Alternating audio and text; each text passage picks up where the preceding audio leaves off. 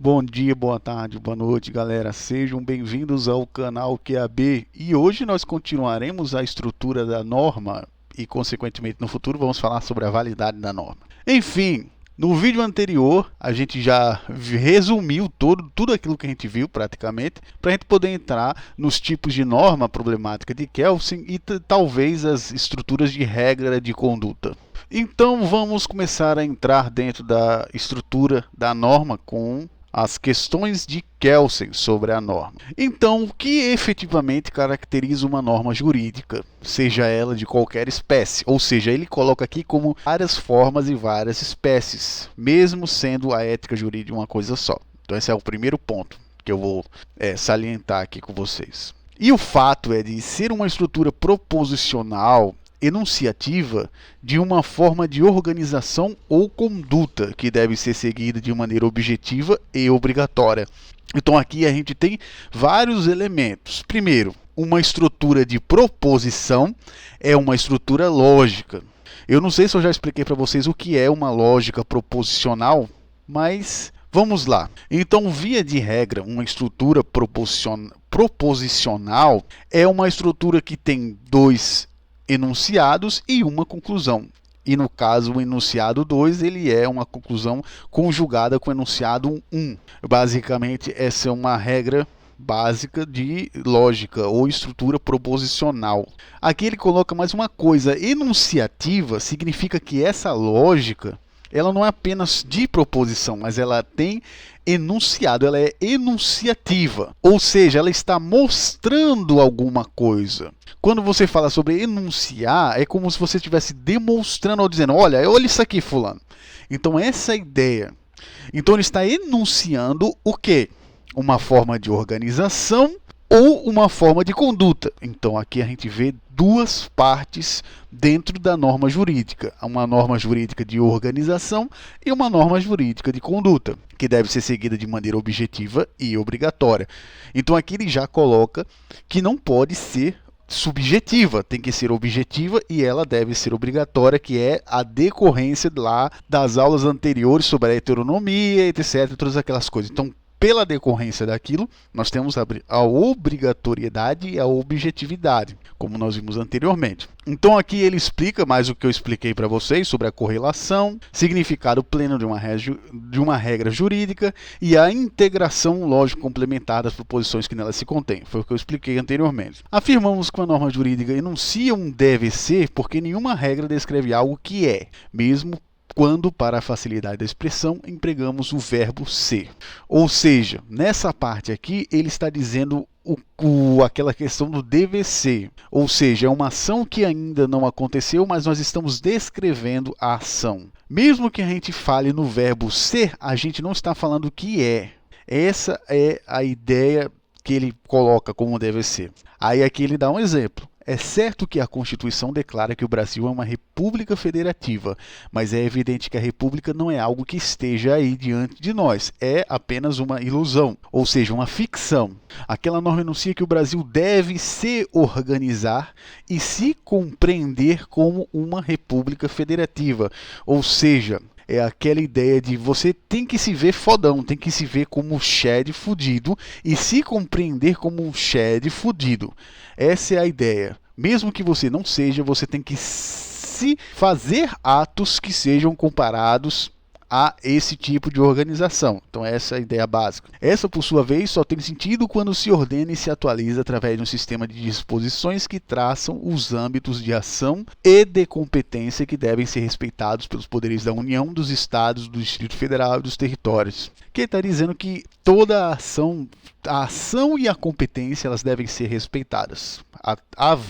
A República Federativa é, pois, uma realidade de deve ser, uma construção social de tipo finalístico, ou, por outras palavras, uma realidade normativa nos quais fatos e valores se integram. Isso aqui é de extrema importância. Ele está falando que é uma integração de uma realidade normativa, não uma realidade de fato, e que os fatos é que tem que se integrar a essa realidade da norma. Outro ponto importante é sobre a ficção jurídica, que é uma construção cultural de tipo o quê? Finalístico, ou seja, existe um interesse, existe um interesse de um final, um fim, quer se atingir um fim dentro daquilo, que é o quê? A questão da ética jurídica, que já foi falado nos vídeos anteriores. Então tudo que o Miguel Reale fez foi como se ele estivesse construindo esta parte da norma. Todos os antecessores à ideia da norma já foram falados anteriormente, principalmente a questão da ética jurídica, que a ética jurídica é construída através da ética e também precisa ser integralizada com os valores morais também, etc. Então tudo isso já foi falado anteriormente. E essa era a ideia de Miguel Reale, de ir avançando conforme fosse construindo essas ideias. Aí a gente pode entrar nos tipos de normas agora. A primeira distinção que se impõe entre normas de organização e normas de conduta é, como eu falei anteriormente, existem normas de a própria organização e normas de conduta, ao qual já nos referimos nas páginas anteriores. Na realidade, há regras de direito cujo objetivo imediato é disciplinar o comportamento dos indivíduos ou as atividades dos grupos e entidades sociais em geral, enquanto que outras possuem um caráter instrumental. Isso daí a gente vê muito na questão do direito administrativo, visando a estrutura e o funcionamento de órgãos, ou a disciplina de processos técnicos de identificação e aplicação das normas, a fim de assegurar uma convivência jurídica ordenada. Isso aqui é mais prático, como eu falei anteriormente, para o direito administrativo, essa questão de caráter instrumental, etc. Vamos lá, vamos ir um pouco mais a fundo. E aqui a gente vai entrar um pouquinho na história de como é que chegou a isso que a gente falou aqui anteriormente, tá ok? Primeiro começou com Gering, ao se referir às normas que estabelecem o que deve ou não deve ser feito e aquelas outras que se destinam aos órgãos do Poder Judiciário ou Executivo para assegurar o adimplemento das primeiras na hipótese de sua violação. Então aqui a gente vê que existe dois caracteres aqui, duas características muito importantes. Uma é sobre o equilíbrio dos poderes e outra é sobre a administração, de como é que vai funcionar a administração e como as pessoas devem se comportar devido aos valores que aquele Estado ele assegura, vamos dizer. Então uma é para o que deve ou não ser feito e a outra é contra os próprios órgãos, seja do executivo ou do judiciário, para que não haja hipótese de violação. Mais uma vez eu digo, vá. Por isso que eu gosto de ler esse negócio de introdução ao direito. Tudo parece tão bonito, né, cara? Norberto Bobbio, ele dizia que a distinção entre normas primárias e secundárias tem o inconveniente de ter duas acepções. Uma cronológica, indicando a precedência do tempo, e outra axiológica, significando uma preferência de ordem valorativa, razão pelo qual aquele teórico de direito italiano prefere indicá-las como sendo do primeiro e de segundo graus. Em verdade, nem sempre os autores coincidem em chamar primárias ou secundárias as normas. Por exemplo, as que prevêem a conduta ou aquelas que estabelecem sanções, no caso de se vier violada a disposição. Aqui a gente vê uma tentativa de adequação a essa questão de normas primárias e secundárias que foi acontecendo depois da época de Hering, que eles estavam querendo dizer que existem normas primárias e normas secundárias, etc. Mas só que depois foi ficando muito confuso essa questão, porque alguns acreditavam que as sanções elas eram normas secundárias e a previsão da conduta eram normas primárias, tal. Aí depois veio o Hans Kelsen e tentou dar um jeito nessa questão, dizendo que a norma primária é que enuncia a sanção e o resto é resto. Então Kelsen ele só dá valor àquilo, o direito é feito para fazer sanção nessa porra.